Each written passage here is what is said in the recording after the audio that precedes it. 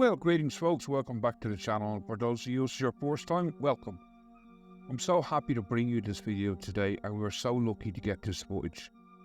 These little guys are meerkats, and the little tiny ones there you'll see on screen were only born on the 20th of February. Now, meerkats are small in general, but these guys are like tiny, fully miniature replicas of their parents. Did you actually know that the meerkats are part of the mongoose family? They're actually typically found in southwestern Africa. In the wild, the one feature that they're actually most known for is their unmistakable upright sentinel posture as they watch out for predators. The meerkat's description would be slender and had pointed little face, tiny ears and black eye patches. The body length is about 29 centimeters, or in old maths 11 inches. The smooth pointed tail is about 19 centimeters long. Their colour can vary from dark to grizzled light grey or tan, with broad dark bars across their back, and tips of their tail are usually black. Adults weigh less than a kilogram, which is 2.2 pounds. Meerkats live in packs, and they have security with them at all times. One meerkat takes up position, termite mound or a tree branch where it sits erect and watches. The others are aware that the sentinel is on duty and thus can spend more time digging. If the sentinel sees a predator approaching, it will alert the others with a high-pitched call, and the pack scatters for cover. Members take their turn in being the sentinel. In each pack there is a dominant male which tries to prevent other males from mating. There is also a dominant female that produces more litters than the other females. Meerkats are actually unusual because their pups are actually raised by their parents, but also with the assistance of other adults. In the wild, the female bears one, maybe two litters of 3 to 4 pups annually, usually during the rainy season. They are weaned at 7 to 9 weeks of age, but are dependent on the adults for much longer. Pups begin sampling insects at about 3 weeks of age, but they cannot follow the adults away from their den until about 1 or 2 weeks later.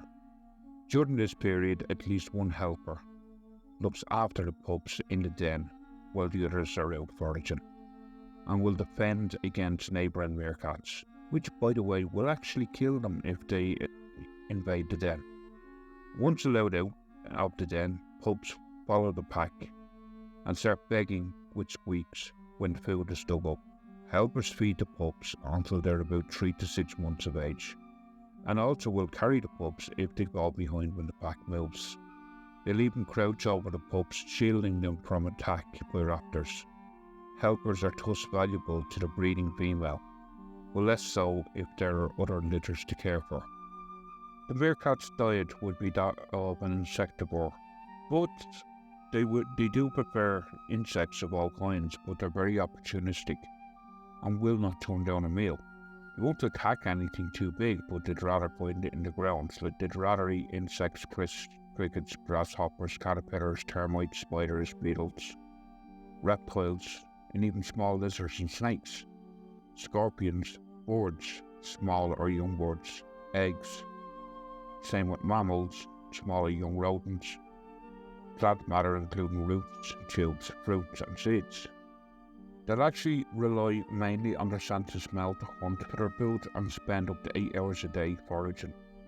As I said, they do live in large groups, and they're actually diurnal, which means they're out during the daytime and sleep at night.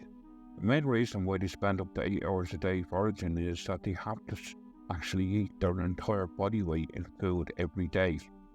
For a 2-pound meerkat, that means a lot of crickets, and it's easy to see why that they actually spend so much time searching and digging. They'll actually accept almost anything for a meal, provided that it's small enough and it doesn't present a threat. They'll even eat, as I said, small snakes if given the chance. Meerkats are well known for strongly defending their burrows against predators, and if a snake tries to infiltrate the meerkat's home, they'll gang up and deliver rapid bites until the snake actually lives.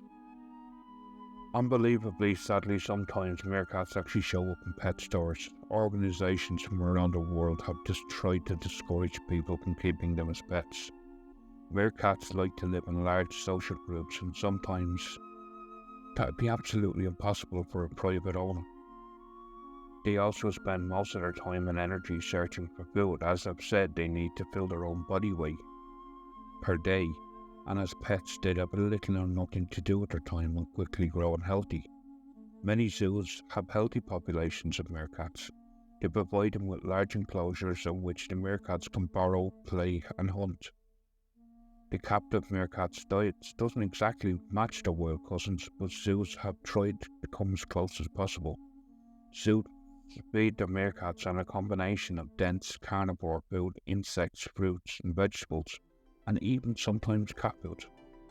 Fun fact for you, did you know that despite the name cat in their name, meerkats are actually not related to cats at all?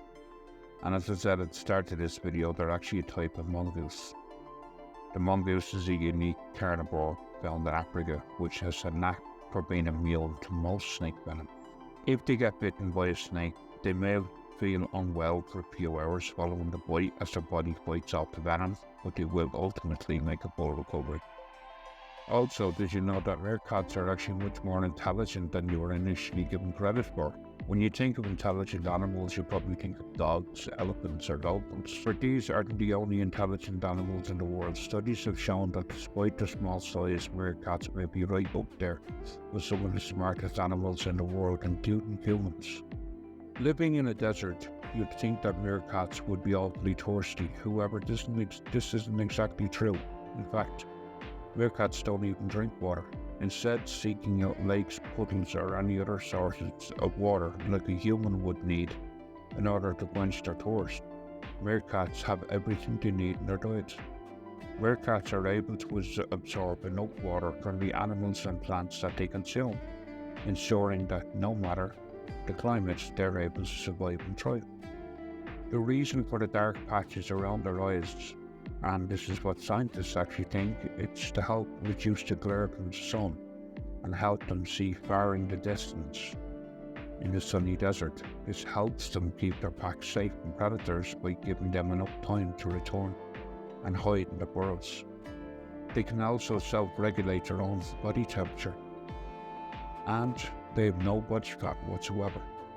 Well folks, thank you so much for watching this video. If you like meerkats, well then you might like Google's next recommendation on screen there now. Thank you so much for watching. See you in the next one. Stay safe.